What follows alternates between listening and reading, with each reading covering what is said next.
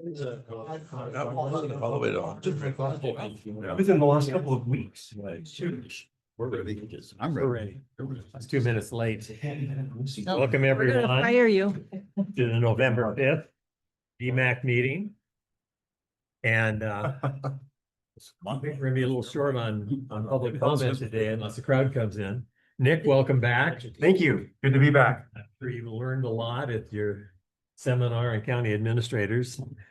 But I'm still gonna repeat because we're online, what the 3 steps are in the process we're going through. First step is with the DMAP. And we have a charter and we're to make a recommendation with 5 separate districts and with the people in those districts running for office will be elected from those districts at large. We report this recommendation to the county commissioner commission probably at the end of November. And the county commission, of course, they have the right to make changes or they can reject it. But that's what the process would be. If the county commission decides to move forward, then step 3 is it goes to the voters. And that would be in May 2026. At that time, there's 4 commission seats that will be on the ballot. All of those will be at large. The work we're doing will not impact those elections because the maps have not been approved by the voters. However, if it does pass in January 2028, the maps will have the effect of what I just described. And there would be 4 years of data until you get the next census from 2030, and that you get that information in 2032. And I'll have Steve describe that in a little more in detail on how that might change the maps. So that's where we are.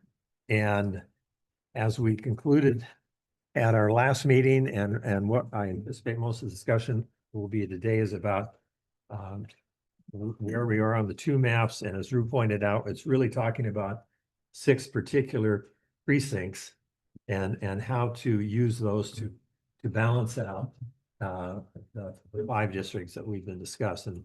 Primarily that's in the southern district and the I call it the western district that will need to go into Bend to find the population and number of registered voters that are in our margins. So let us then go to the minutes. Are there any corrections or changes to the minutes for the October 29th meeting?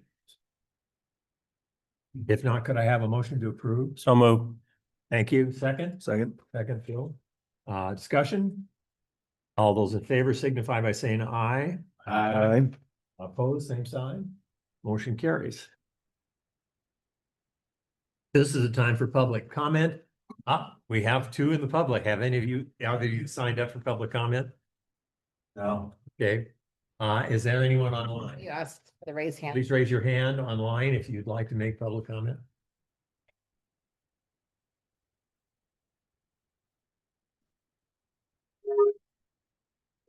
Apparently not have, so we'll move forward now to the staff updates, which is item number 5. Update on voter registration. Steve.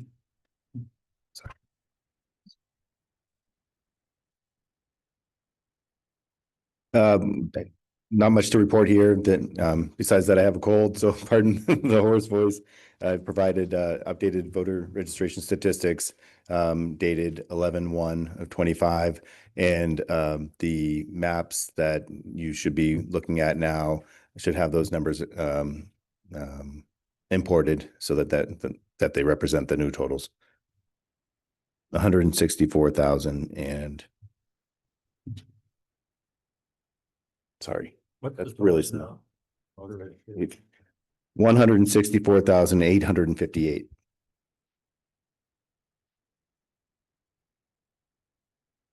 Yes, no. Could we get an email of this spreadsheet, like file? Would that be okay?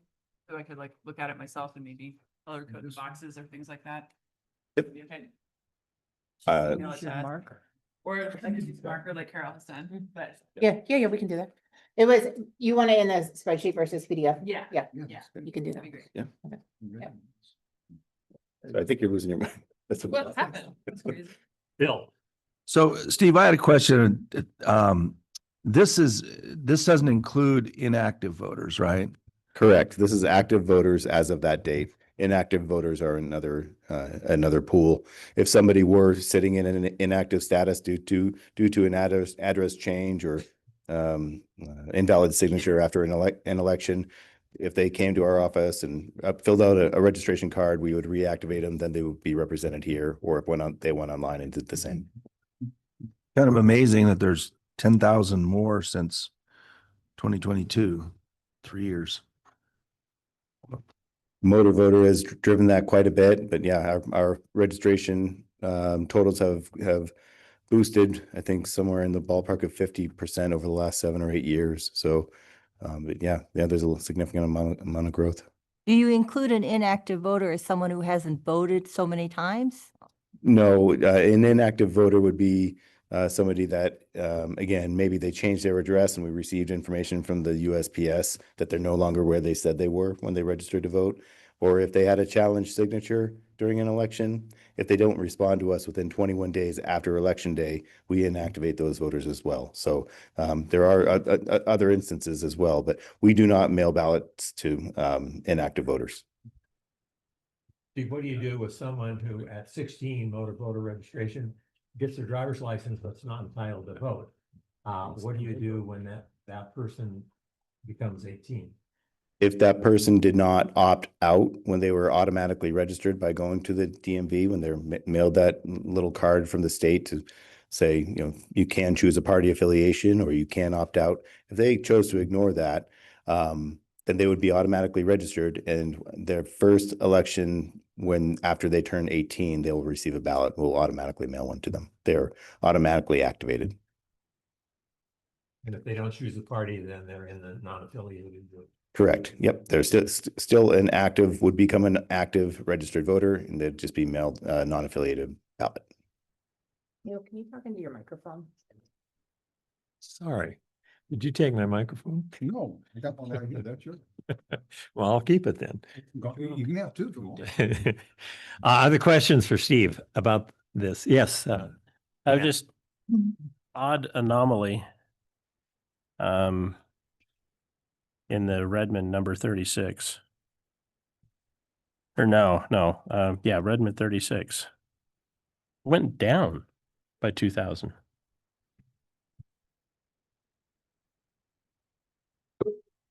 I see Redmond increasing by 21 voters. Or that precinct that you referenced. Well, I'm sorry, I was don't see it looking now. between 22 22 at 9,700 versus 25 at 7,500. Sorry, yeah, that was, earlier in this process, that conversation when asked for that information from 2022, I had made some adjustments to that precinct line in Redmond to balance. Okay, it's a maintain the- precinct line It change. was a precinct line change. They were all still within city limits and voting on the same things. The only change that the voters would have seen would have been an update to their precinct number. The content of the ballot would have been the same. And I did that to balance out the number of registered voters not to exceed the 10,000 limitation. Okay, that makes sense. Yeah, I thanks. just Yeah. Thank you. that happened. You're right. So what happens, 2030 census, and then we get data in 2031? What does the clerk do with that information? What's your responsibility with precincts and population in 2032? My responsibility is to take the data from the legislature with the new House, Senate, and congressional district lines as presented and implement them into our precinct lines. And then in addition to that, and maybe what your question would be leading to, would be the districts that we currently have zones or districts for, such as the library district and their zones, or COCC, or the administrative school district. We need to learn those new precinct lines or those new precinct combinations and lines and boundaries from those districts. They would tell us what those district boundary lines are. And they do tend to follow those precinct lines, but not entirely, not always. COCC during this last redistricting process didn't entirely follow precinct lines. And that really sliced and diced and created a lot more ballot styles than we had previously. But And so at that time, you could also then create new precincts? we could. So with this instance, if this was to move forward and if it were adopted, we would wait for the county to let us know what those new district lines were.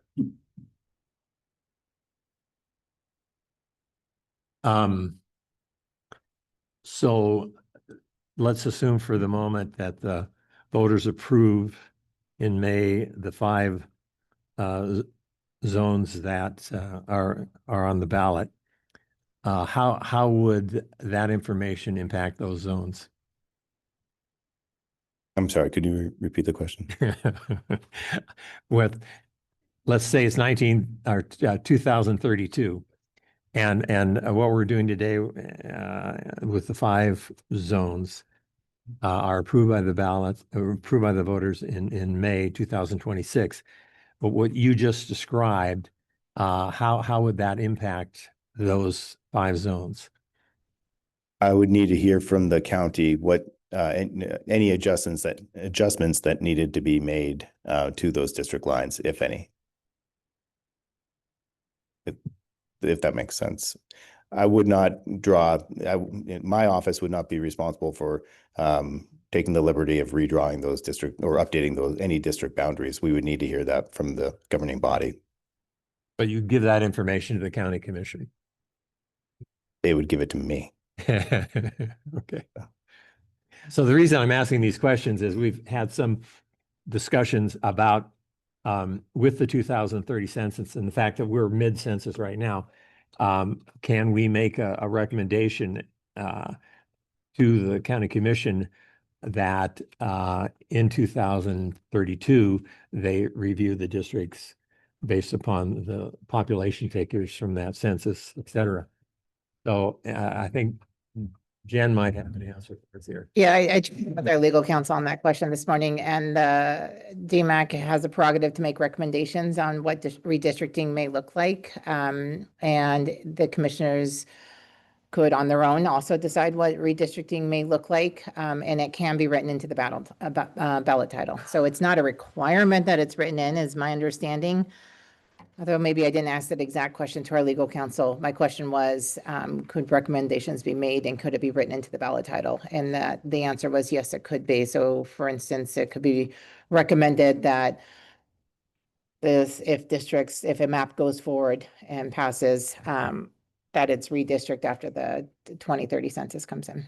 Or any other recommendations on what redistricting may look like. Those recommendations can be put forth up to the commissioners for their consideration, and then they can also consider any other redistricting options that they're looking at if they so choose. It's not a requirement that that's made though. And the other recommendation we talked about last week was drawing by lots. So the committee can recommend that to the county commission as we move forward. Melanie? Do that on those maps that we recommend to them? Yes. So we're saying, we'll the numbers and by that method, send them. Yes, correct. Other questions for Steve? All right, well, thank you for that update. Building permits. Lee. Let's pull this up on the screen here.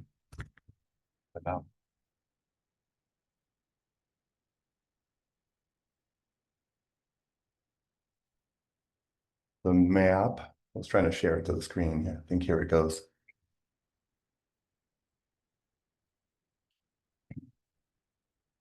Well, you have it in the handout. Well, let's see what's.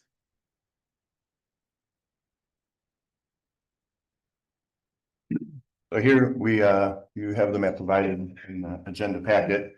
And this map has the full count of the permits and the units for all the properties.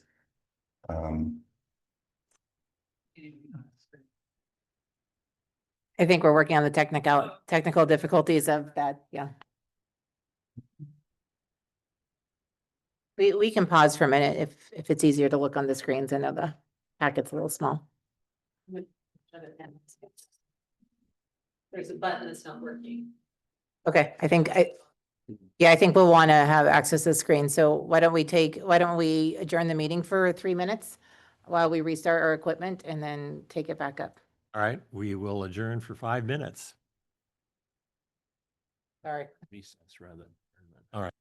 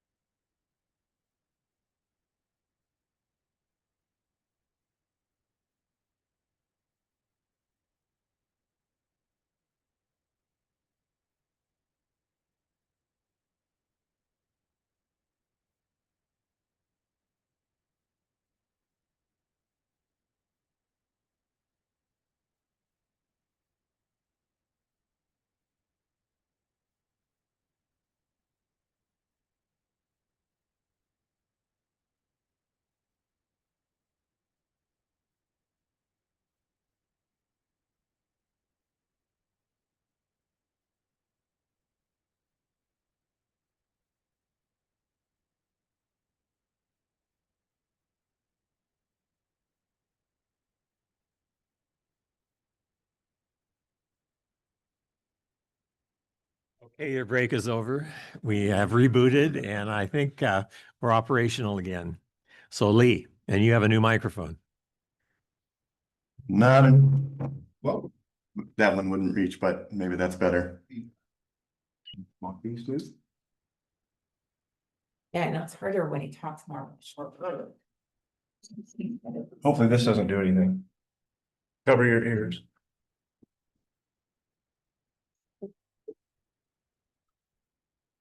Is that better? Yes. All right, so as you can see on the screen now, we have the building permit map with all the new dwellings from 2022 to present. You'll notice there's a note here that this map does not include the Redmond multifamily units. We don't have that data yet. But this, other than the Redmond multifamily units, this includes all the properties with the permit counts and the unit counts. So it's fair to say Redmond should look hotter, probably, at the multi-unit counts.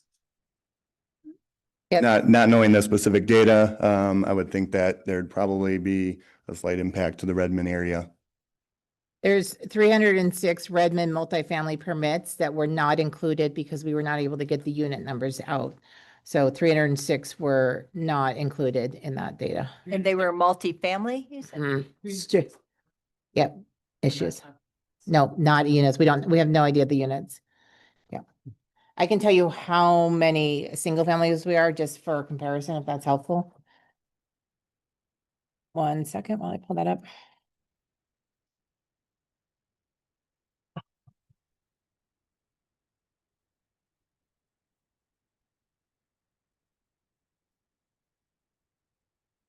So 944 single family, and it was one, and they did verify that it was one permit, one unit. That number again? 940, maybe 44. Let me see if there's a blank row at the top. 940 are of single permits issued in Redmond for one unit. And then we have whatever I said, 240 to 300, 306. 306. Thank you. It's two different spreadsheets. So it's toggle back and forth. Questions for Lee or Jen? Well, I also just want to acknowledge one more thing. There's an outstanding request from the DMAC from last meeting to have the building permits issued, broken out by year, and that was not, we were not able to turn around that request for this meeting. We do anticipate having that request filled for next meeting and including in the meeting packet. I remember that request was for each of the years. Starting with 22, 23, 24, 25, you'll have a row of precincts, units, and permits, permits issued and units for each of those years. Thank you. Do we think we can get the Redmond information for that? It is unclear. They're very busy. We've been pinging them about every 2 to 3 days asking, and have not been able to get an estimate from them on when we're going to be able to get those units. But I will ping again after this meeting, trying to be respectful of staff time there too. Now, Lenny, did you? I was just gonna say, it makes sense to talk about this more once we have that data, because, you know, I went through and marked off all the ones that have a lot of units, and Redmond isn't even on the list, but we know that there's lots of building up there, and if you have 300 multifamily, and there was 2 to 3 units per each of one of those, that's still 600 to 900 units, and probably some of those multifamily permits are large apartment buildings, so we just don't know those numbers yet, so I think that would be helpful to have to understand Redmond's growth. Drew. Yeah, I would just point out as we start looking at, we're talking about the precincts and everything, we look at B and C and the data that we have in front of us again. The Redmond zone, if you will, is the outlier on both maps in terms of the numbers running at the lower end. And I guess personally, I take a little bit of confidence that that's going to get balanced out a little bit just from this permit information, because it's clear, even without the granularity of the numbers that we're talking about here, it's clear that the highest growth going on right now amongst these is in that zone E. So, which I think is good, because when you look at the 6 precincts we were talking about before, none of them are in E. The 6 are all sitting somewhere mostly between C and D, but a little bit with one involves A on precinct 12, but most of them are D, C, and a little bit of B swaps, but nowhere is E in there. So with that in mind, with the permit information in mind, I think we can safely say that we're okay up there. But that's just my conclusion, at the bigger number level right now.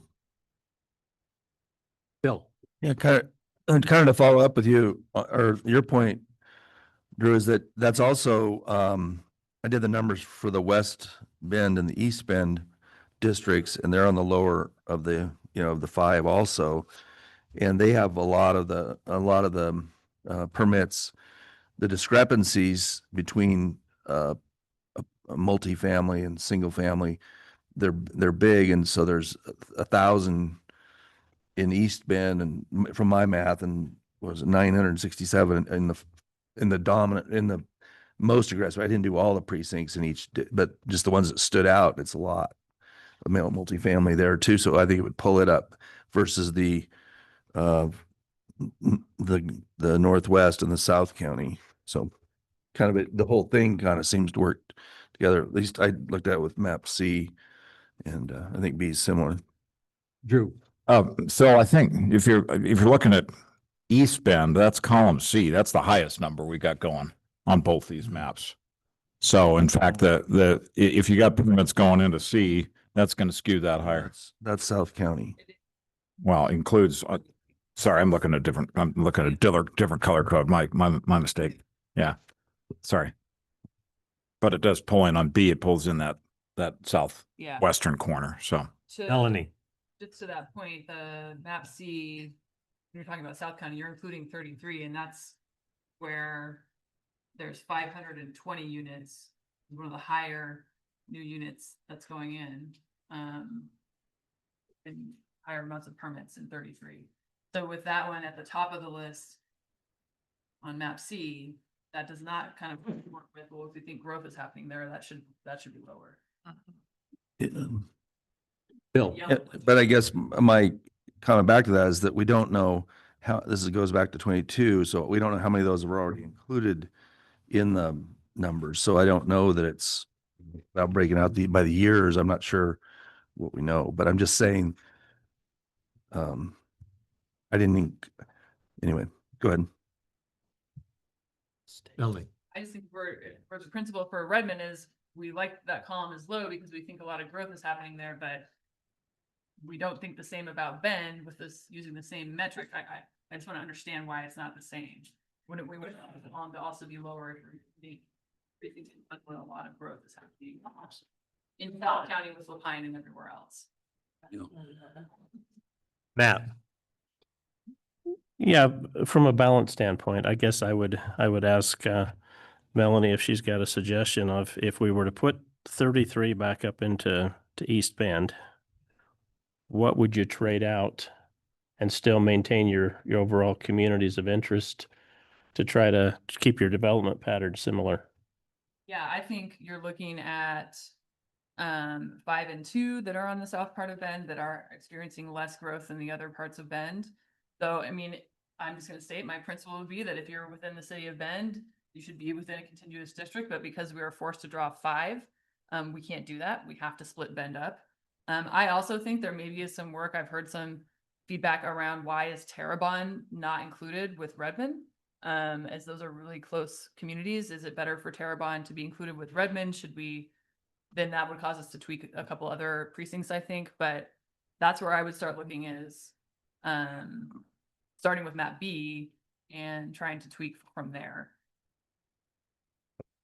Mr. Chair. Yes. Yeah, I guess at the last meeting, we were all given homework of coming with a better plan. And I'd love to see what you came up with.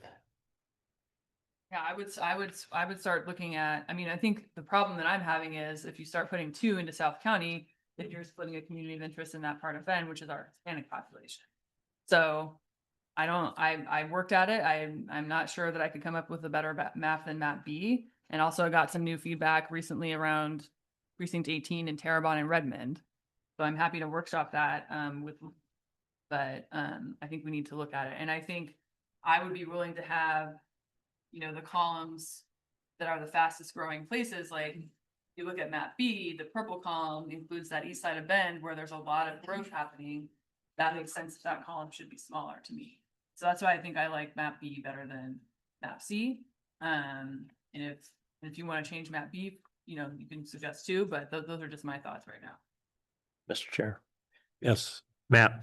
Yeah, I guess I give him kind of similar comments I made last week. If you take a look at map B and you look at precincts 47 and 5, I mean, they're both within the city limits and they are both highly developed. If you pull them out of the West Bend, you're going to be dividing up homeowners associations and existing subdivisions and developments, as opposed to keeping those two with West Bend. I mean, that was kind of the trade-off is if you look at if you pull up your map of the precincts and look at the development patterns, the subdivisions, the roads, the streets, I mean, you're literally going to be splitting. In fact, some of the lines almost go through specific or individual lots. within highly concentrated subdivisions within, for example, between 8 and 47,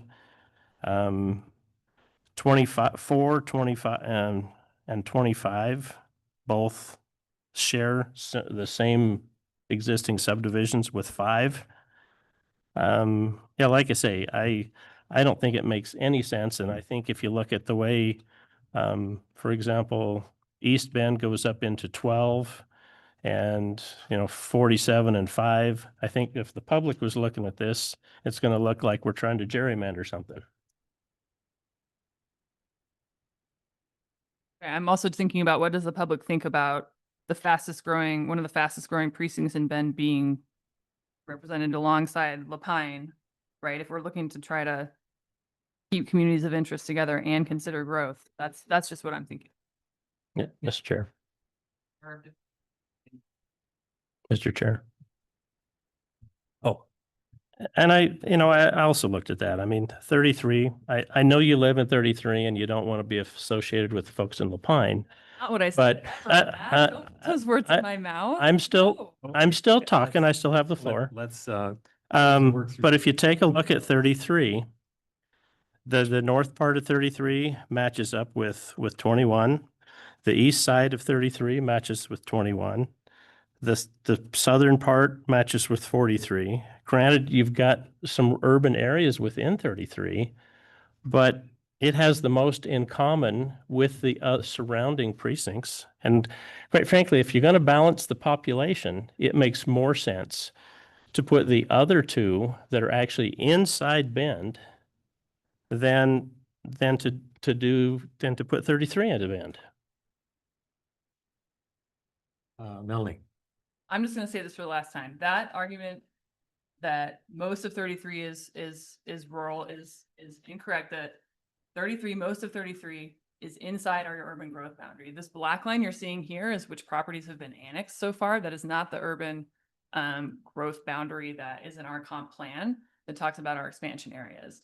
So most of 33, there's that little split off to the right, is within Bend. And I just want to be really clear about that. And I'm sorry for interrupting you, but I don't appreciate imputing motives to what I'm trying to talk about here. This is my corner of town that I grew up in. I'm familiar with all of Bend, right? But this is where I'm very familiar. And I'm also really familiar with all of the approvals and land use and everything else we've been doing in this part of town that is going to lead to a lot of growth. So when we're talking about making sure these columns are calibrated correctly to think about growth going forward, that's just a big problem with map C for me. And I understand we have to split up Bend because we are forced to draw 5 districts instead of 4 + 1 at large or something else. So there is going to be some weird stuff happening where we have to go into Bend. But what I see here with the entire west side of Bend all being into one district, I mean, you could argue that looks like gerrymandering, right? And I don't think we need to make those accusations. I think we can just state our opinions and we can work on what we think the map should look like. And that's that. I don't think we have to impute motives to people. I don't impute motives to you trying to do something with 33. I think we just have a difference of opinions around what's going on in that area. And I'd be happy to talk about some of the other ones. I think my concerns in that part of town are 2 and 25, I think should go together. And 33, I think putting with South County does a disservice to the people of Bend, but that's just my opinion. I'm one person on this committee. Phil. So I'd like to go through an exercise if everybody has their map books. Because if we're looking for communities of interest or what looks close to their next door precincts, let's go across the south side of Bend. And let's start with map 5.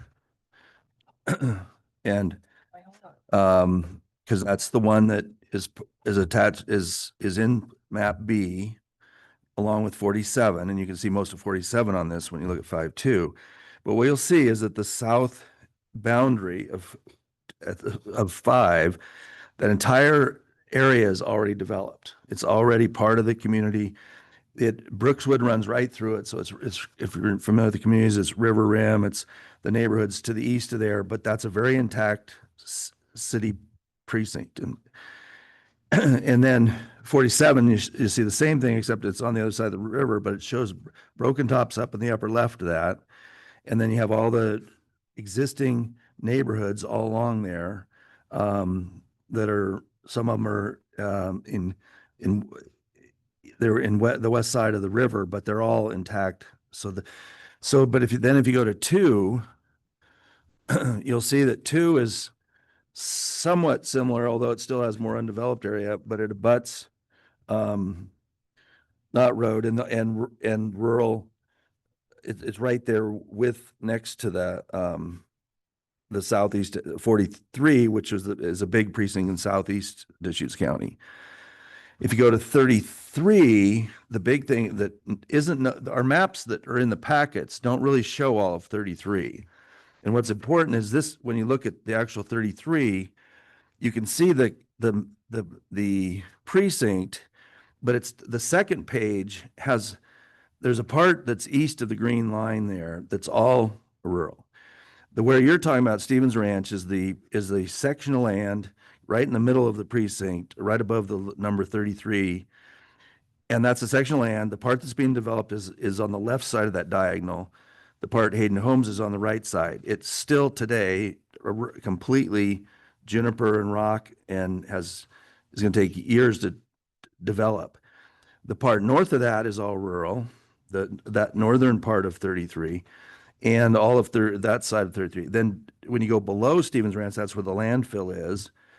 And then the part that's called the knee is this to the lower left of 33, the number 33, and that's still undeveloped. So though there may be more development in the future, currently it's consistent with the surrounding precincts than it is. So this is the only one that still has that character. The other 2 we were looking at don't have that character. And so that's why, to me, just on a character basis, and the fact that it's growing fast, I don't think that, although, I'm aware of what's there because I see it every day, and I've seen it developed over the last 5 years, what's going on. I understand, because of your role at the city, you realize what's coming there, but that's not the way it is now, and that's not how parts of it are even. I mean, this is very rural. North of Stevens Ranch is all 5 and 10 acre parcels, or even bigger, all the way up to Bear Creek. So I kind of reject the argument that it's makes more sense to have it.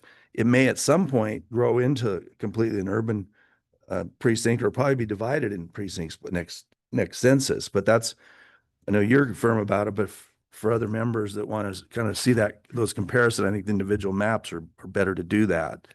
So that's my response to Melanie.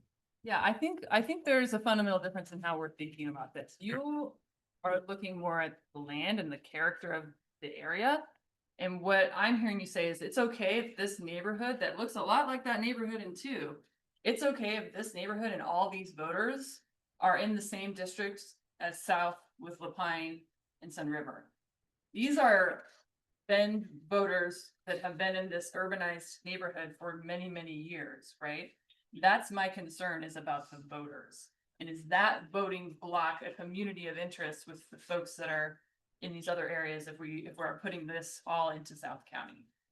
So I think that's just maybe a fundamental difference in how we're thinking about this. Because I've also heard, 12 shouldn't be up with north part of Bend. If you look at 12, there's it's a very small population. So I think we should maybe we should start talking about voters. And I also would be very willing to, you could say, well, we could put precinct lines and we could put this more rural area of 33 into South, but then we would not have the right balance between voters and, voter registration population, because the ultimate thing we're doing here is taking some people in Bend and having them vote with other parts of the county.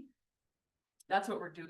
So I think I'm just trying to figure out, and for me, because this area is growing so much, it makes less sense for me to do that. But I think we all need to admit we're going to have to do that in some way, because there's no other way to draw 5 districts without doing that. And I think we just are going to have different approaches on how we think that should go. Matt, then Ned. Yeah, I don't think we're probably going to convince each other either way. But, when I'm looking at the 2 of them, bottom line, I'd prefer to put 33 and a whole bunch of others into the Bend district, because it makes more sense from a community of interest voting population. But in order to balance these, we have to choose which ones are going to be voting with other districts or with other precincts in the same district. And I just think looking at the actual existing communities, not what's going to happen in 5, 10, 20 years, what's in place today, it makes, to me, it makes more sense than it's just logic to have 5 and 47 in Bend. And, 33 looks less like Bend than the others do currently. But, granted, we got to balance it somewhere. And I just think the 5 and the 47 make more sense than the 33 right now. Ned, Yeah, I have a couple of times. One about high growth areas. One of my favorite topics. Lapine just got its sewers. It's going to grow faster than anybody else, in my opinion. Just like Bend did, just like Redmond has, just like every other place has. So that's one issue. The other thing, though, is last meeting, Drew, you had 5 precincts or 6 precincts you were worried about. Did you come up with an option that works number-wise and stuff? If you did, I'd love to see that. Well, if you're done with your comment, that was one of the 2 things I was going to get to. The first point I wanted to make was just to respond to Melanie's input earlier about Terrebonne. And I don't dismiss the point at all that there are probably a number of people in Terrebonne who would find themselves better aligned as a community of interest with Redmond.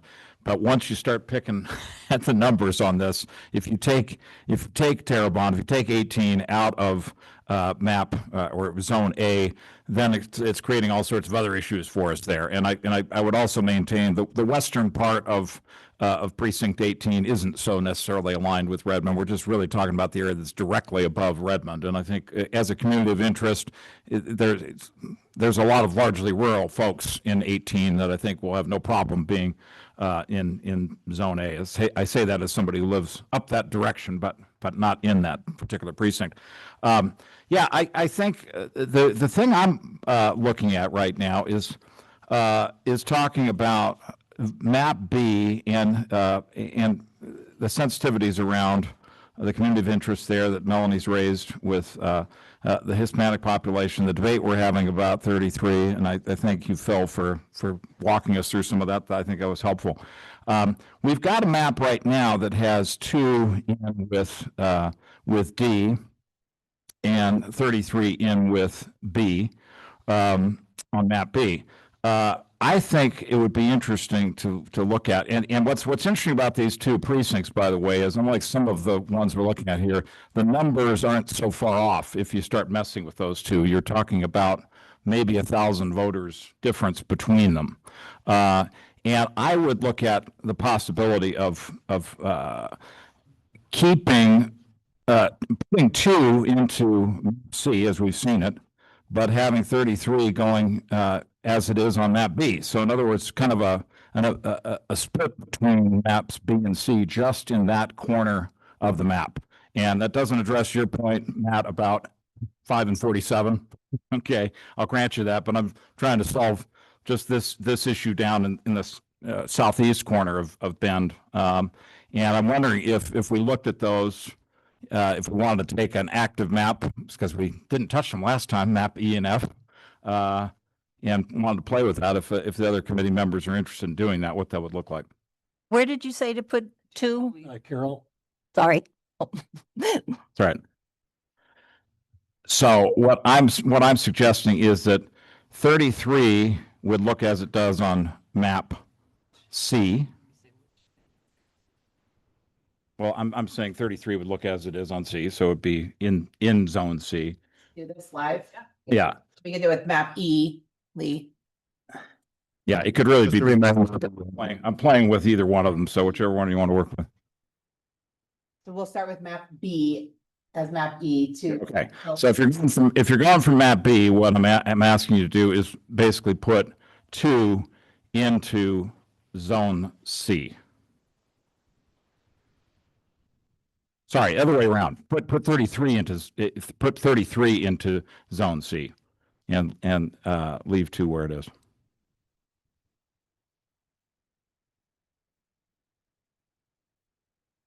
Get myself confused. Talking about.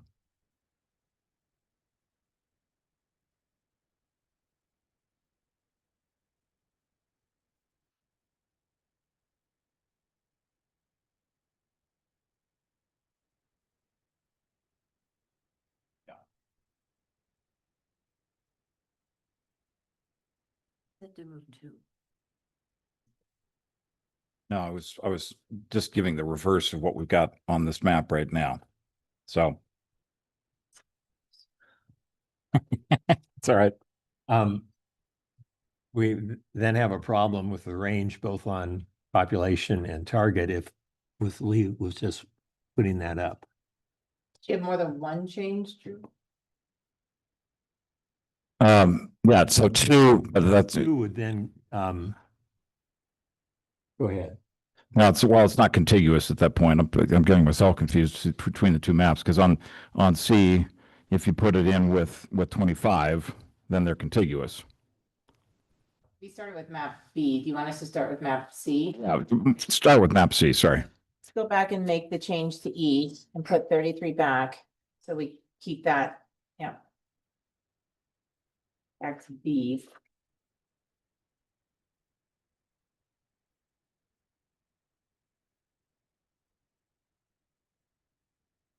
Great. And then go to map F.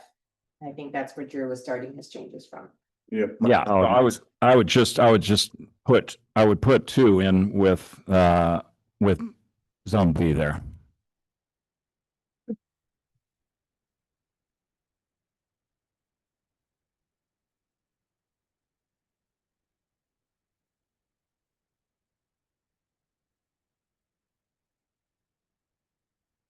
Yeah, so he obviously takes C down below the threshold, but this is getting back to this whole notion about how much growth you've got going on in there versus what's going to happen in two. So it's kind of anticipating what might happen. It pushes us out of the current zone, but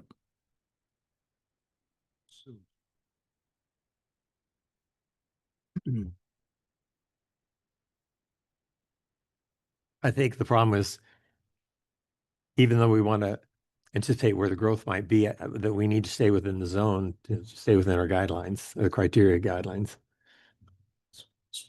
So we'd have to find a way to bump up C. And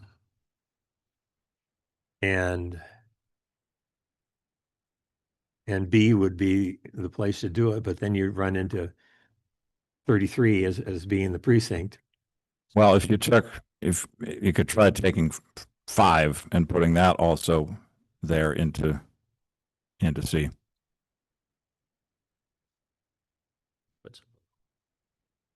And we're kind of splitting the baby then on both sides.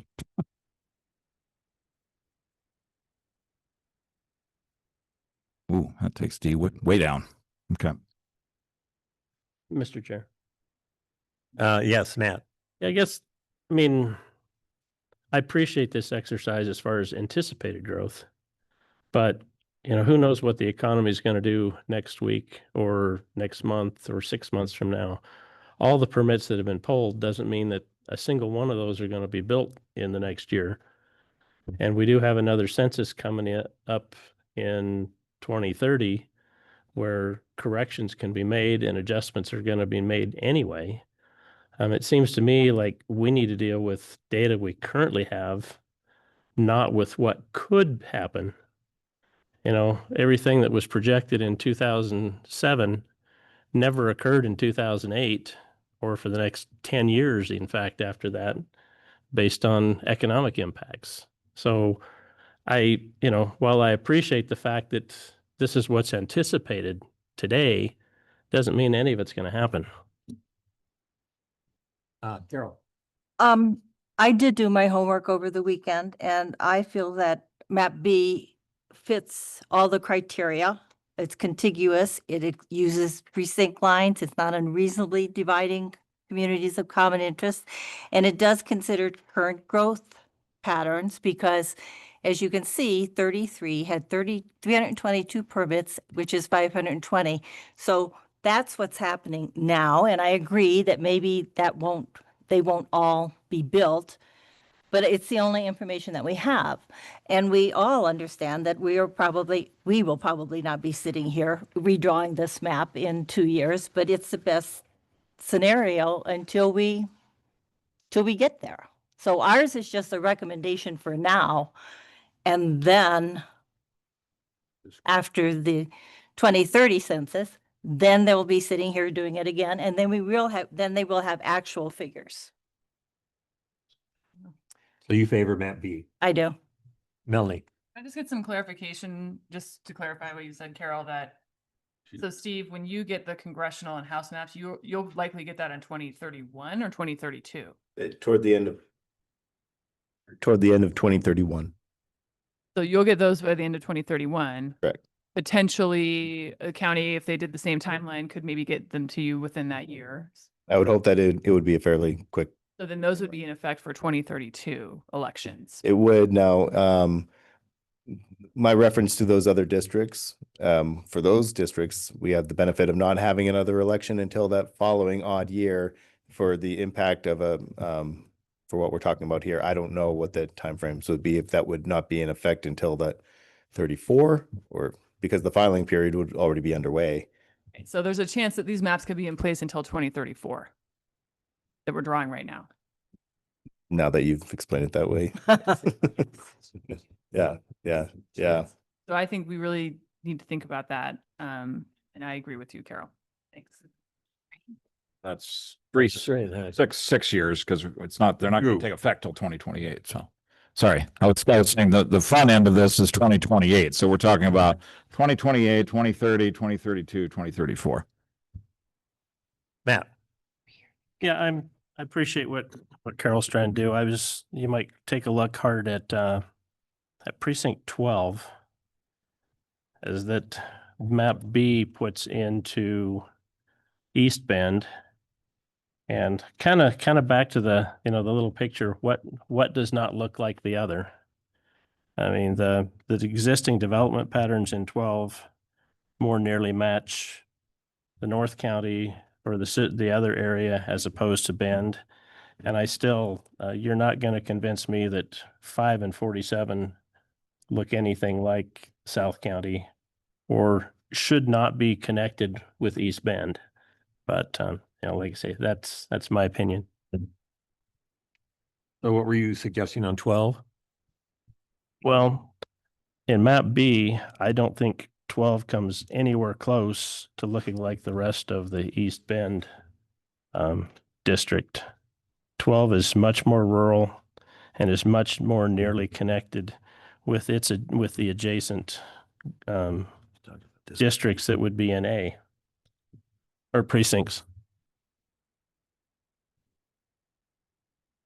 Carol? Precinct 12 in the 2020 population had almost 1,000 people. As far as the voter permits, it had 888. So we're talking about a relatively small number. Not that they should be disregarded. Everybody is important. And also, if we look at permits, it's one of the lowest on the list. So there's really compared to the rest of the county, next to no growth going on up there if we go off these numbers. So, Phil? Yeah, well, the reason there's not much growth up there is because it's outside the urban growth boundary. Right, So right. it's not part of Bend in any way. So why we feel like we need to lump precinct 12 in with East Bend when we're trying to get the other districts to have enough doesn't make sense to me. So it's really a rural district. It'll stay that way for foreseeable future, I think. Yes. I'm just gonna say I haven't heard anyone speak about precinct 20 on both maps. Precinct 20 is a bunch of urban Bend voters and they're with Terrebonne and Sisters. So I think what we're talking about is we have to make some judgment calls, and we all may have some different judgments, but you cannot draw 5 separate districts without putting some pieces of Bend with places that are not inside Bend, right? And so I think it's just, what are our different views on how that should happen, right? Because if you're going to make the argument about 47.5, you should be making the same argument about 20, and it's just going to be a judgment call on how we have to carve up Bend. Matt? Yep. I'm happy to address 20. That's, like I say, back to trying to balance things out. We have to, matter of which ones make the most sense to go with which areas. 20 is, let's see, 20 is shown in the District A in both map map B and map C. And so that's one that, I mean, we all pretty much agree with. Granted, unfortunately, I'd love to just follow Bend city limits as a district, but quite frankly, it doesn't work population wise. Other comments? Drew? Yeah, I mean, I think we're kind of getting off track a little bit here. 20 is, to me, is a little bit like 18. You start messing around with 20 and you have a cascade of effects that goes on. If you look at the numbers, I think it's maybe one of the top 5 or 6 precincts in terms of numbers. You know, you're over 5,000 there.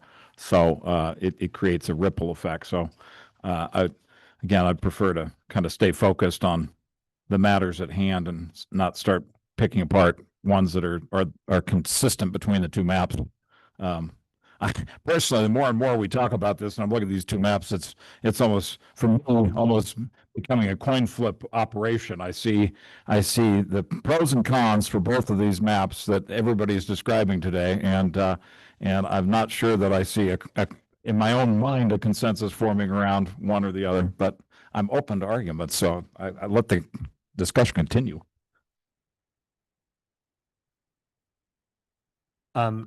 Turning for a moment on both B and C, the question again on 18, which is the precinct above Redmond that includes Terrebonne, but I think we're all in agreement that a large portion of that is rural. If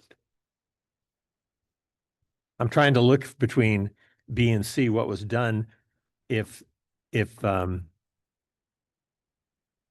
well, both of them have 18 in the sisters thing, so never mind. The point I was trying to make doesn't make any sense anymore. Yeah. I withdraw it. To our world. What? So the things, Bill. so to me, when it was mentioned gerrymandering, and I don't like 20.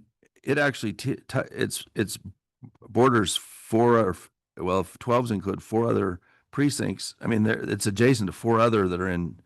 So to me, I don't think we should alter that either. And I would just reiterate about 12. I think belongs in that more than it does in East Bend. So I don't think that should be in play, but at all. So, and what really looks like gerrymandering to me the most is 47, which has no, doesn't connect with South, the rest of the South County, and the knowing the neighborhoods, they're not really part of that. I mean, it just isn't connected.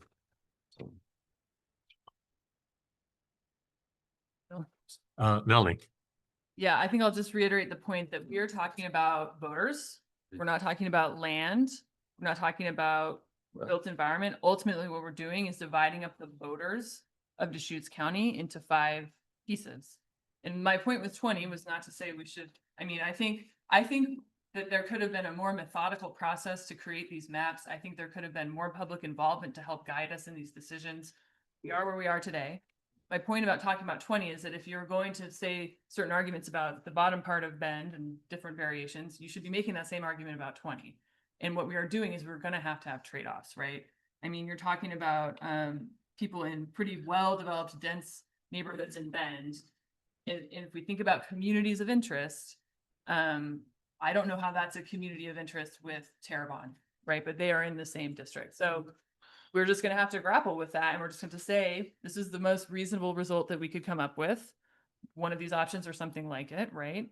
But I just want to really reiterate, we're talking about voters and people. So when we say, well, 20 touches these other things, I don't think that's as relevant, other than we have to be contiguous, as what about the people in these precincts, makes sense to put together, understanding we cannot keep all of them together. It's not going to work. That's not what we've been directed to do. So we have to make a trade-off. Phil. So I'm not just looking at land. I also have lived here for 7 years. I know what the different neighborhoods are. I've been represented all these people as well. And they do have different interests in those neighborhoods and areas. And just an example in Broken Top, there it's entirely an area of, center West Bend, and there aren't the same concerns when you go up, when you're sharing other places that we're talking about that are make more sense. They're sharing roads and same development patterns. These are inside the, I mean, if anything is reaching into the city for no reason, that to me is, and that's 47. So I think there is a difference, but it is the people, and different people live in different areas, and they live there for different reasons. And it may be price, it may be what they're interested in, whatever their lifestyle, whatever, but there are differences throughout different areas. So it's more than just land when we're looking at it. There's Both map B and C include 20 in group A. So I understand, Melanie, you're just making a point on that. Other comments?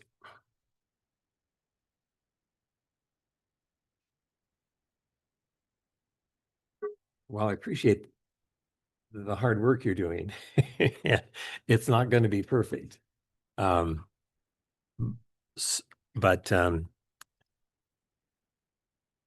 we're still concentrating on those few districts or few precincts that Drew mentioned in the last meeting. And both maps meet the requirements and the measurements that are put forth in our criteria. Drew. I don't know if this is kind of a question or a statement, Melanie, but I was just kind of looking at your comment earlier about the Hispanic population down in Southeast Bend. And I'm looking at, I guess it was from the meeting of 22nd October. So 2 meetings ago, we had those maps of interest groups, which include the ACS Hispanic Latino population map. And it shows 2 concentrations, basically. One is the one you referenced down in 2. It spills over a little bit into 25, but it's mostly in 2. And the other is up there in 12 and 41. From looking at this, that's where it breaks out the most. I guess I am not as concerned maybe as you were, because at least those groups then are kind of contained in, if you go with map C, and you've got precinct 2 in there with the South County, that group is at least kind of self-contained in 2. So you're keeping them together. And likewise with 41 up in the Northeast, which is not really a point of contention because it's the same on both maps. But I just wanted to say that I think I'm feeling less concerned about that interest group being broken up, but maybe you want to respond to that. I don't know. Which Excuse interest me, group? Ned. I'm sorry. Which interest group are we splitting up? I mean, I appreciate this focus on groups of communities of interest. Yeah, the mayor has talked about the Hispanic population in precinct 2, and I think arguing why she prefers map B is because it's in with Bend rather than being in with South County. And what I'm saying is that when I look at the Hispanic map, that group is pretty much in precinct 2. So as long as you're not splitting up precinct 2, they've got representation either way. Yeah. So Ned. what is the percentage of quote Hispanics that makes it a community of interest in a precinct? I mean, is there a number for that? We're just going off the numbers off this map. That's all I'm responding to. And there's the 2 highest concentrations are down there and up in precinct 41. We just pulled it up on your screen. We have it for map B already, so we just pulled it up. We need to refresh it though, Lee. It's not pulling up the full range. Neil. Melanie. Yeah, just to respond, I think one of our provisions is we don't want to dilute the voting strength of any language or ethnic minority group. And so I think when you look at the map that's in front of us, you're going to see the highest concentration of the Hispanic populations are in the cities and in Bend in particular, the Bend area. So I think if you put that 2 down into South County, that you risk running afoul of dilution of that vote potentially. I think that's just one way to look at it. So, Neil. Yes, Drew. But, if you were trying to keep that concentration together, you'd have to try to figure out a way to have 2 and 41 in the same district, because where the other big chunk of population, Hispanic population, is in 41, which on both maps right now is showing as part of Zone A. Melanie. yeah, I understand. Okay. Okay. How big is it?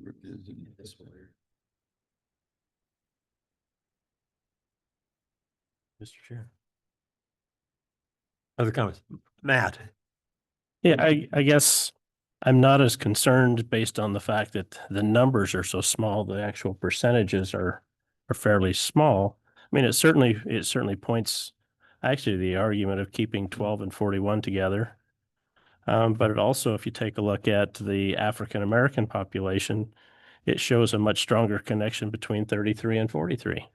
So if you're worried about keeping your populations of interest together, then that shows a very clear connection with 33 and 43.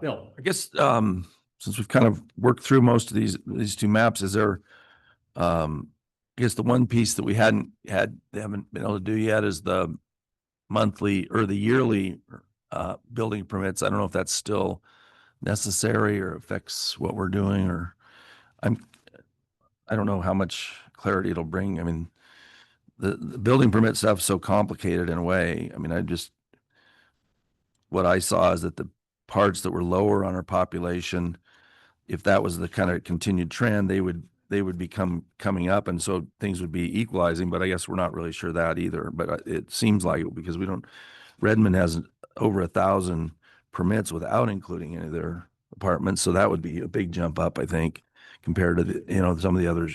So I didn't know if we felt like we needed to wait for that, or can decide things, or. Drew? The one other thing that we talked around, but I don't know that we actually asked staff to produce anything for us, but I know it's been on the list of things, and I recognize with the sensitivity in today's world about districting and redistricting is the breakdown of party affiliations, and we've seen nothing on that so far that I know of. And we've withheld that to the very end. Correct. We're there now. Yeah. And we need clarification then on exactly what information we would want. So I'll turn it over to Lee. So we haven't directly been asked to produce that, so we don't have it, but we are queuing up knowing that that is something that many of you have talked about to have at the end. So I think Lee, and I'll turn it over to Lee, clarification on we can have that produced for next meeting, but clarification on how you want to see that data represented. And Lee can talk about different options maybe, or you guys can start about how maybe you would like to see that. Yeah, so for example, if you said, if you're wanting to know, we would take map B with the existing, what those 5 districts look like, and you wanted to know, for example, like a pie chart or, bar graph or whatever, what are those numbers of, the partisan numbers look like for, if this was adopted, what would it look like, or what would that look like versus C? And that's pretty easy to do. We can, add those numbers and then show where they're like equal or high or low or vary, the range differs a lot. So that's pretty easy. If you're wanting something like, we'd like to change, like we've been doing with the population and voters, and click, and what if we changed it and how would that affect? That takes a little more work to build that, to do the same thing what this viewer is doing. But so helps to know if you'd want to know, by precinct, or do you want to know just based on if we were to accept this district, or this map B option, what would those numbers look like for those 5 districts, in B or map C? Did that make sense? I hope. Sorry, I just have a question just to clarify further too. Are we talking about major parties and nonpartisan, so 3 groups? Are we talking about major parties, nonpartisan, and minor parties split out? How are these represented? So, or are we talking about major and minor parties and non-affiliated? Well, as somebody, I'm the minor party representative here. I'm comfortable with us just looking at, Democrats, Republicans, non-affiliated voters. And I have to say, I personally think that we've done this right, putting this at the very end of the process, which to me speaks to the fact that we really have not been concerned with this issue first and foremost. In fact, it's last and last most, whatever you would say the opposite of that. But I feel like obviously it's been mentioned by the commissioners, so I don't think we can ignore it entirely.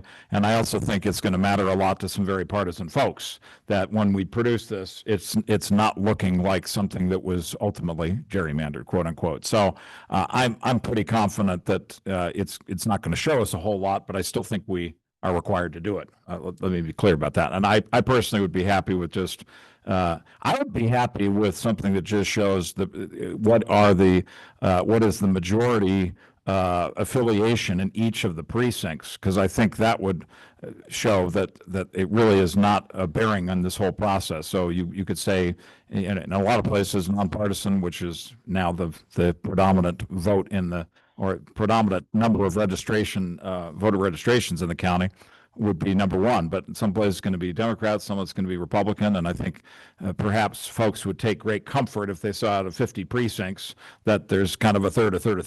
Ultimately turns out that way. But anyway, I've rambled on enough. I'll cede the floor.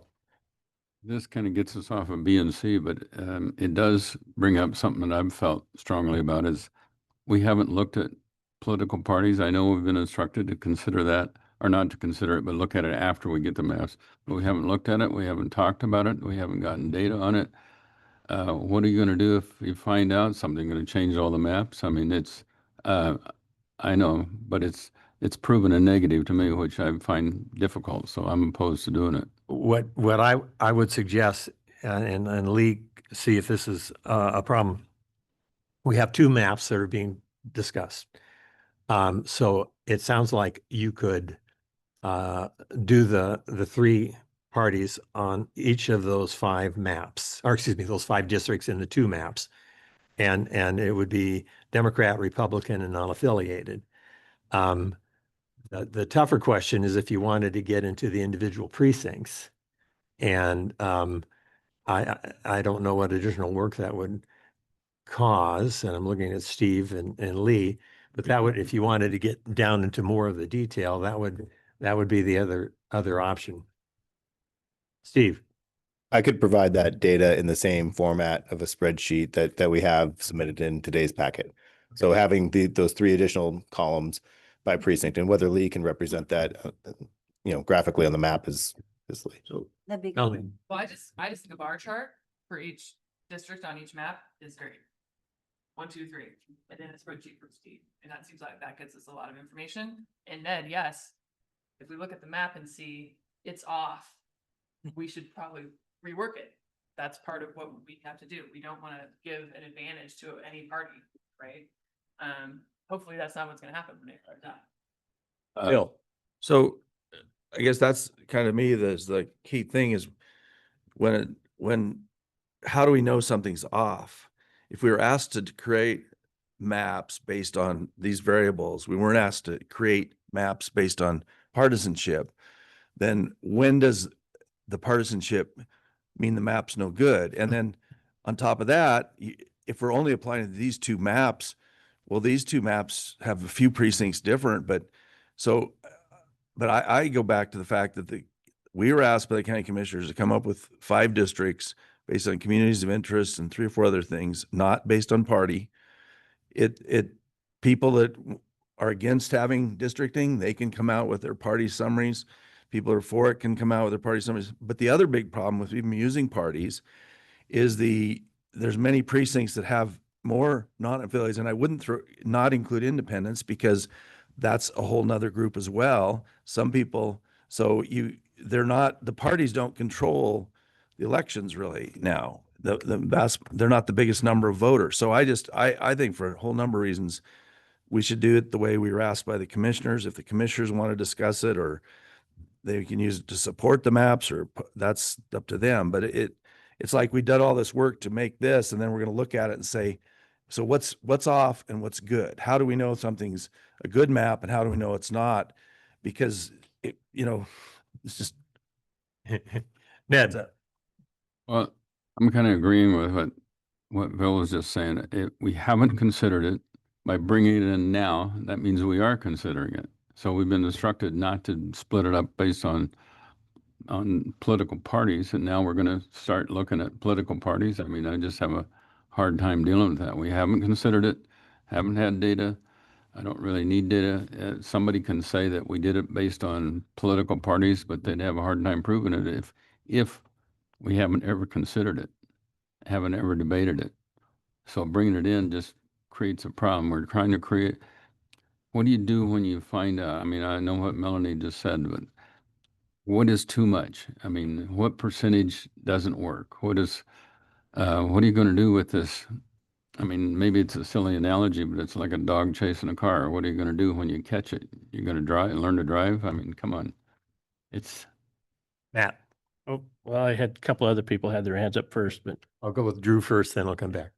Yeah, I mean, I think I hear three different things being brought forward here. One of them was my own, and I'm willing to kind of back off what I suggested earlier. And I don't think we can ignore it entirely, but I accept, I guess, Melanie's approach, which is to say, let's look at the big picture rather than looking at anything by precinct and just looking at the two maps with the raw numbers. And if there's something crazy about them, that will tell us whether we need to drill down. I accept that as a reasonable course of action. I think, Ned, I think the reason that we need to do this, absolutely, and Phil, absolutely, we're not being required by the commission to do it.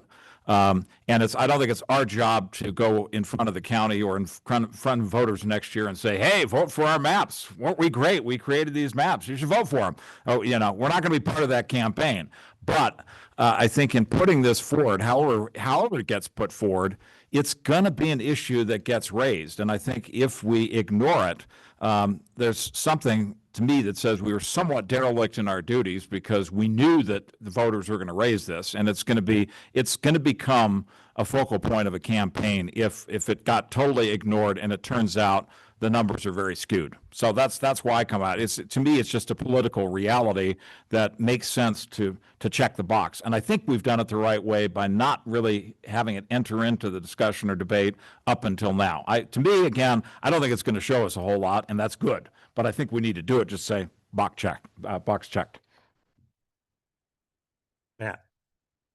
I can certainly understand where everybody's coming from, and I would agree that it's going to come into play when this goes to an election and to a campaign, because somebody's going to be happy, somebody isn't.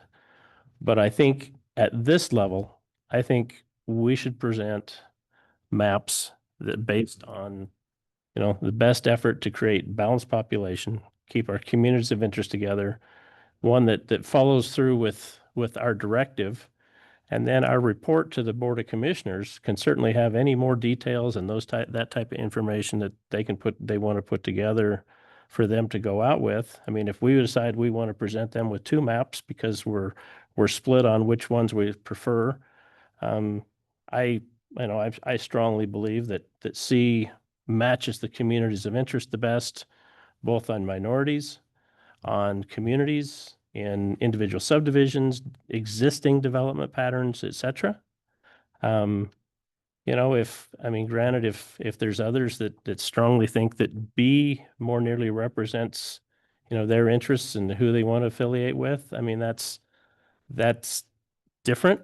I mean, I think what we've done a pretty good job, the north part of the county, granted, for example, the Terrebonne area, I mean, those people may do more business in the community of Redmond, but they are more rural. They match up with Crooked River Ranch, with Rural Sisters. I mean, you've got the city of Sisters. Granted, it doesn't look like Terrebonne.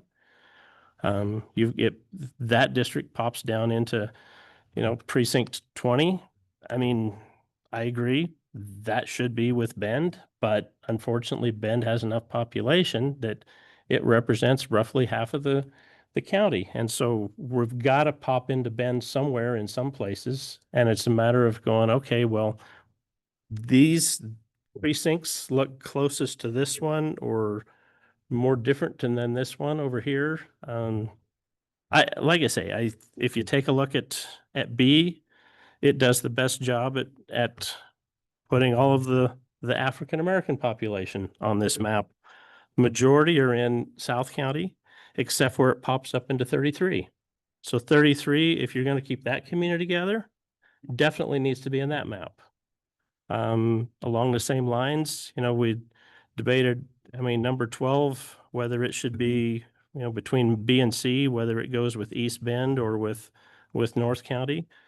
You've got a Hispanic population that connects 41 and 12. So, if you're looking at development patterns, if you're looking at existing development, the existing communities, I really don't see how we can do much better than what we've come up with map C. Ned, did you have another comment? No, I was just back on proven a negative. Drew. Well, I think it seems to me we're discussing whether or not when I ask staff to produce this data related to party registration, and I'm hearing members of the committee saying, no, let's not do that. So maybe we should put that to a vote and either move on and ask them to produce that or move off this issue. And I think, by the way, I think if we take the step of saying we're not going to consider party registration, there probably needs to be a statement crafted by those who believe that on this committee as to why it was better off not doing that, and put that forward. Because I think, again, I think to me it's a dereliction of duty not to look at it at all. But I'm happy for us to put it to a vote and make a decision here one way or the other. Bill, and then Ellie. So I'm willing to put it to a vote also, but I guess the question to me was why would people didn't want to look into the partisan issues, not want it? Well, because we weren't asked to. We were asked to do it without looking at partisanship. So to now bring it up and like a final check off, well, that defeats the whole process. So I'm going to vote that we don't look into partisanship. The 3 commissioners can do that if they want. Some of the, we already know there'll be opposition to whatever this is that's coming out. So if there's a partisan, that'll be a problem for if there is a partisanship issue. But I just think it's beyond our scope of what we were asked to do. So, Melanie. I move that in order to make sure we're not drawing any districts for the purpose of favoring any political party, incumbent, elected official, or other person, that we have the staff provide a graph showing the registered voters, party affiliations, or NAV status in each of the districts on the 2 maps. Is there a second? Second. Carol seconds. Discussion? Ned. On these new building permits and growth areas and stuff, are we going to split that out by party affiliation or minorities also? I mean, not that you need more work. That hasn't specifically been requested of staff at this juncture. Just- Neil. Drew. I think what Melanie, we get into the specifics, but what Melanie described earlier is actually just a very high level breakdown of party registration, very high level. So we're not getting down into the precincts. So therefore we're not getting into any of the further minutiae that you're talking about there, Ned. I was searching for it in here, but I think Melanie used the language, which I think is actually germane to our assignment originally. I think it was actually in there. Yeah, thank you. Number 3. Yeah, from the county, it's actually in there that says, it does say no district shall be drawn for the purpose of diluting voting strength of any language or ethnic minority group. And 2 says no district shall be for the purpose of favoring any political party, incumbent, elected official, or other person. So it's not supposed to be our priority, but it's also not to be ignored, I guess. So that's why I support the idea of asking for that work done. Thank you. Matt. Yeah, thank you for reading that. I picked out the word purpose. So that goes to intent. If we don't review what those are, then we can't have the purpose or intent to create different districts that would favor another. If we do review those and come back and say, well, we need to adjust our map because of whatever, then we have done it for the purpose of making that decision. Ned? One of the questions I have on this discussion about political parties, how many or what percentage is too many? How does a committee look at, if you got so many Rs or Ds in this district, how many is too many? It goes to purpose. Well, yeah, I mean, how do you decide that? I mean, I guess we'll have the same argument when we find out. Neil, I would just like to say that when I have that information, it would make the difference between me saying we need to recommend make map B or map C, because it might be very specific. And I won't know that unless I have the information. So I'm just trying to be informed as I would be an informed voter. Bill? So I have a question about that thinking. So we've refined it to 2, and so you'd say the final decision would be based on political parties? I mean, that's what kind of you basically said. That doesn't make, and that doesn't make sense really to me, that we made these based on all the other criteria, and so you'd be using political parties to choose between the 2? No, that's not what I said. Okay, that's what I heard, sorry. Sorry. I was saying that it would influence which map I think is the most fair, because it's saying that we should not draw it for the purpose of favoring any political party. So if map B favored one more strongly than map C, then we're not fulfilling our directive.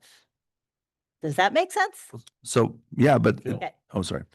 But again, to ask, so you are using that as a criteria to choose between 2 maps, if there was a difference? Mr. Chair. Matt? Oh, Well, I didn't know she was answering that, Interrupted. but I guess that's back to my point is if the reason you're using that is to determine one for the other to either create balance or whatever, that is complete violation of our directive, because that is taking a look and purposely creating a difference in power, but if, for lack of a better word, between parties. I mean, if your consideration of a map is based on what those numbers are, then that is mapping for the purpose of favoring in one way or another a party. Melanie? So we have the purview that we have no district shall be drawn for the purpose of diluting the voting strength of any language or ethnic minority group. In order to check that we weren't doing that, we got maps of the different language or ethnic minority groups. It should be the same for number 2. To check that we are not favoring any political party, we should look at maps showing us the numbers of the political party members in these districts. It would be consistent with what we've already been doing on this committee. Neil? Question. Ned, and then question? So what percentage is it that we reach to change our map? How do we know if it's 10%, 30%, if it's 70% one party, then I would agree with the argument, but otherwise it's not going to be that with most of the voters non-affiliated. So how do you determine what number are we going to change our maps on? What percentage?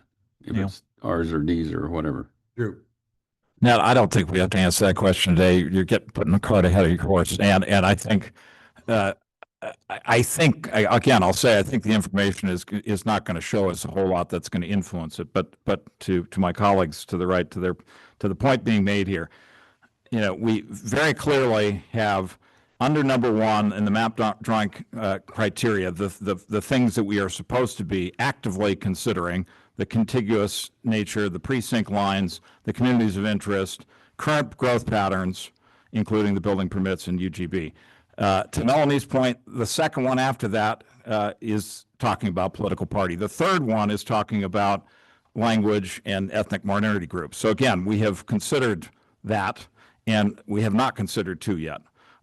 So I think that's important. The rest of this gets into population, and we've already decided we're doing voter registration over population. Okay, fair enough. That argument was done.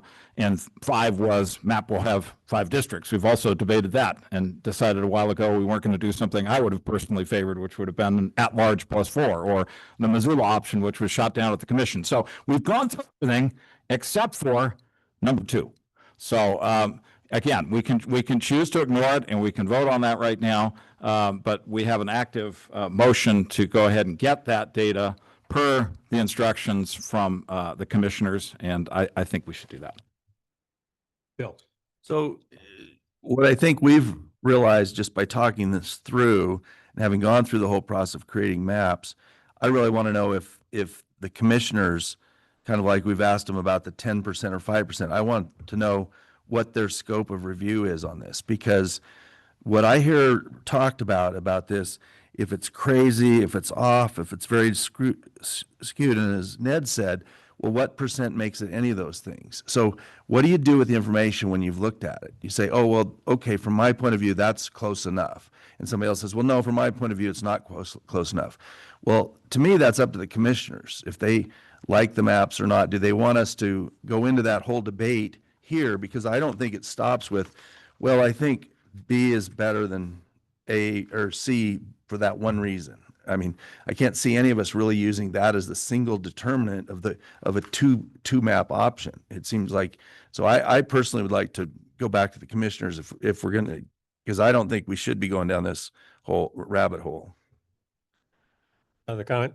I have another comment. Yeah, Carol. If that's the case, then why did they put it in our map drawing criteria? They've already given us instructions. Now we want to ask them what their instructions are. Again?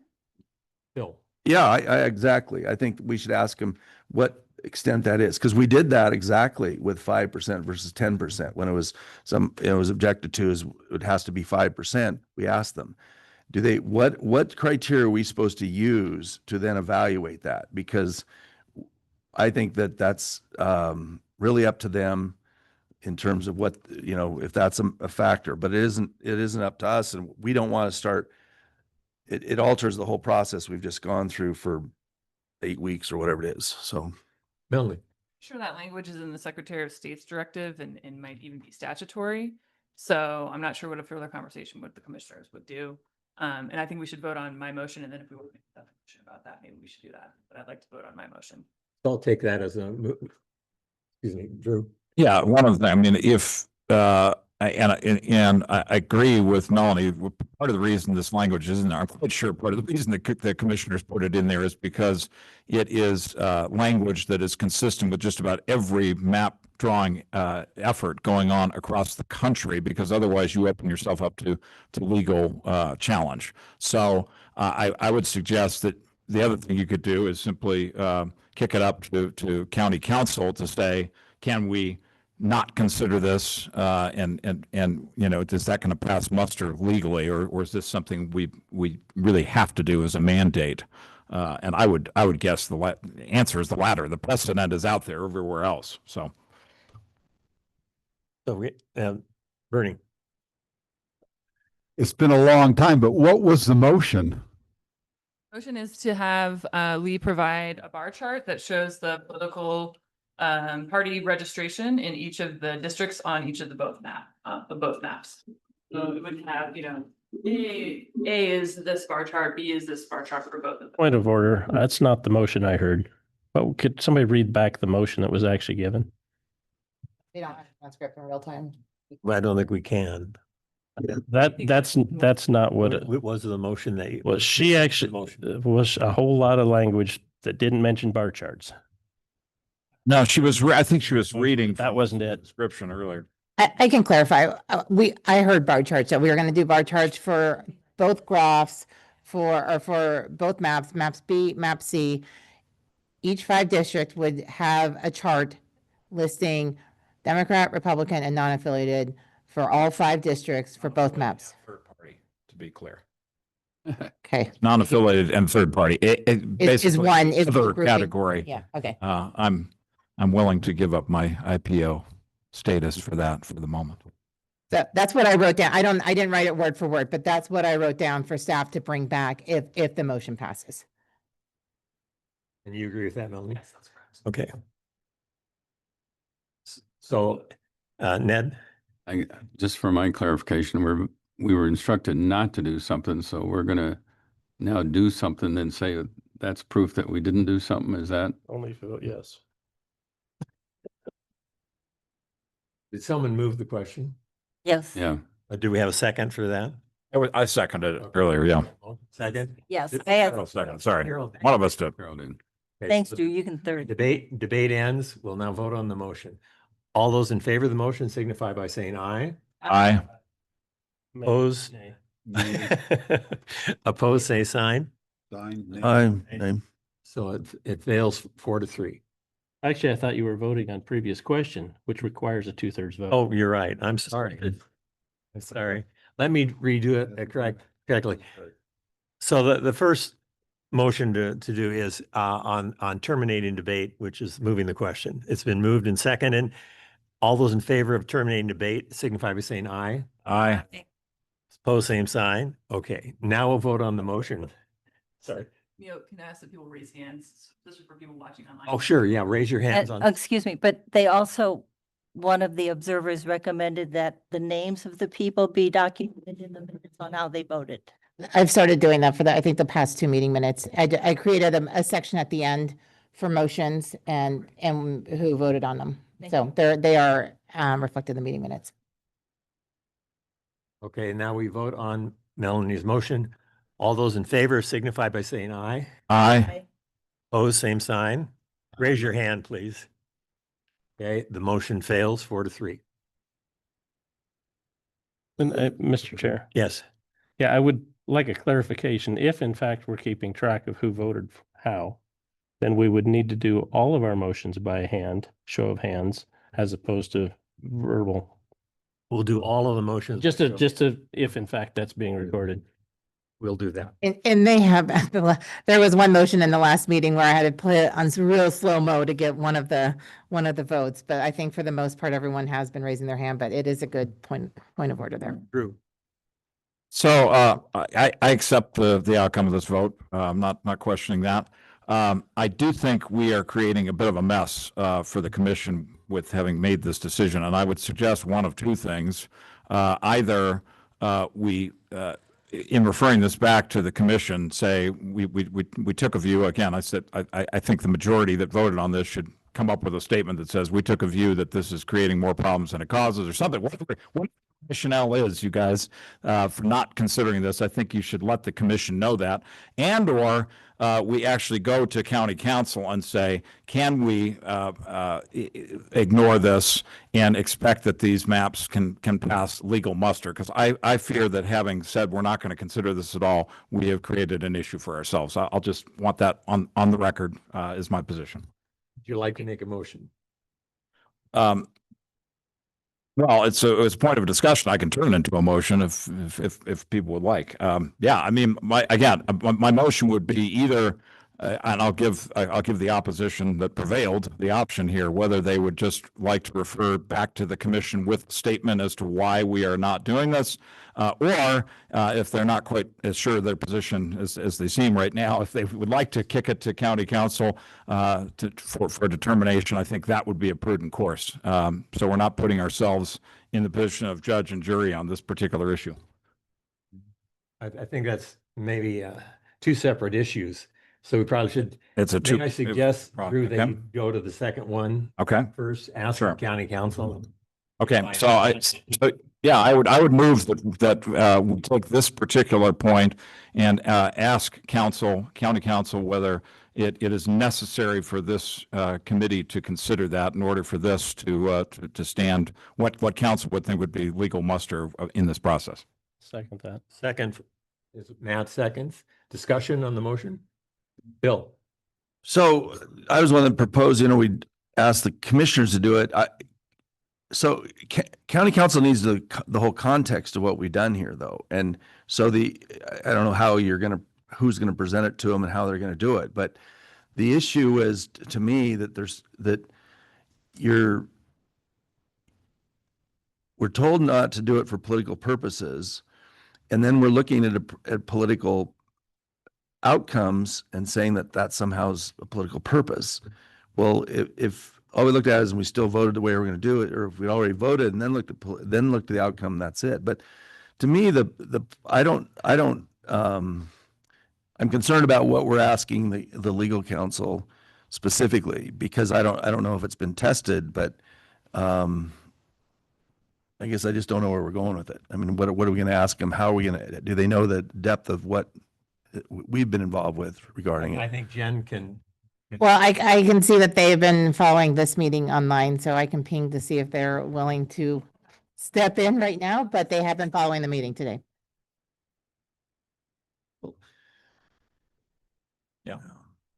Yeah. Okay, we have a motion, Council, second, further discussion? Sorry, there's a couple things. Is the motion to ask county council or to ask them to come to the meeting? The motion was to ask county council. It was to ask, Staff goes and asks. but Melanie suggested we could have them here at the next meeting and the question could be raised directly with them here. I'm fine with that. My interpretation of the motion I seconded was that we ask county council whether we are required to look at the voter registration data. Ned? It was a political party, not. But, or, yeah, political party affiliate, I mean, voter registration, but Yeah, I'll withdraw the motion in favor of a suggestion from Melanie, but you can move your Do we need suggestion. a motion to just ask the county council to be here? Like, I think we can just ask. does anyone oppose that? Why don't we have him here and we'll ask him? Okay. We'll have county council next meeting We and. will request it. I'm not guaranteeing, but we will request the county council. Dave has indicated, our county council has indicated that he'll attend if requested, so we're happy to do that. All right. So my wrap up on things we still are going to have, hopefully the Redmond information that we discussed earlier. Yeah, and I'm not going to guarantee that because it's dependent on Ribbon staff, but we will continue to reach out to them to see if we can get that multifamily data by units. And then staff maybe could put together the recommendation dealing with the 2030 census and the review, some wording that I'm not sure that I have clarification on what the DMAC would like us to put together for a recommendation. I think that DMAC could put together a 1 or 2 sentence word recommendation or longer on what they may recommend to include in the ballot title versus staff writing that. I think that should come from the DMAC. I agree, but I was just looking at some suggested language that the committee could. I think we would want very specific guidance on what the DMAC is looking for language. So that could be a point of discussion for next time Or now. or now. Is it something we could think about then if we're? Yeah. And again, the idea is a new census 2030, data available to late 2031. There's going to be review because of other districts and precincts and those sorts of things, that it would be an appropriate time for the county commission to take a look at the maps. I guess the other consideration there that could be on the table is, do you want it for future or do you want it to very specifically just for the next census? So does it apply going forward for, All yes. So I'm not recommending any of that. I'm just saying those are some considerations to include in your language. One point of clarification, it came up about, or seemed to be said that that it would necessarily, this districting would affect all the way through the 32 election. Why wouldn't the redistricting be done at the same time as the legislature? And because they do it after the census before the 32 election, wouldn't we be on the same schedule? I mean, that'd be my recommendation. 'Cause then we. Is that it? Sorry, Phil. I didn't want to cut you off. We don't receive that data until the end of 31, implementing it prior to our first election in 22. So that, yeah, 32. Sorry, did I say 22? Keep doing that. 32. So then the filing period for 32, as you know, would start in September of 31. So you'd already be in an active election, and I'm not sure how that would play into those changes. That's something that I'll have to get clarification on. The guy clearly didn't think that through. Bill, No. So why isn't that true for the legislature then? That's, yeah, that you're, might be right. Again, I didn't think this through, but I'm just thinking of the other districts. You could be right too. So that would answer the other question from earlier. If it would apply immediately or not. I just know that the local districts that we've had to have rezoned and supplied those changes to us were in the start of this past time 22 and applied in advance of their first election that was in 23. So this one happening at that same time period, I'm not sure. I have to do some research on that. I don't remember. So the legislature was for 23 when those went into effect, their maps. I don't know. I don't recall. It could have been for 22 at the time. We're not the filing officer for those seats. So, I would take the filings that the state provided back then. And to be honest, we had just gone through that redistricting process, and we're happy to get that done and rubber stamped and move forward. But we had a year for all those other local districts. So I did not think this piece through. So the legislature was done in 22 because our current legislators are in districts they've had for two elections. Terms. Yeah. So Jen, does that give you enough clarity? I don't think that there was something on the. No, the answer is no. I'm not, yeah. Then I think the only clarity we're gonna look at is that the takeaway from this current conversation is we're gonna look at what potentially for the 2030 census, when those maps, if they were redistricted, if they're in effect and they're redistricted, when they would apply to current county or county commission seats. That is our takeaway right now from this discussion. And with the comparison to legislative seats, leaving that aside, there are other districts or other counties that have commissioners districted as well. And I will reach out to those counties and clarify how they went through the same process. And then the other item was the yearly building permits. Yep, we still have that as a official takeaway from, and I summarized that at the beginning of the meeting. All right. Other comments from the committee?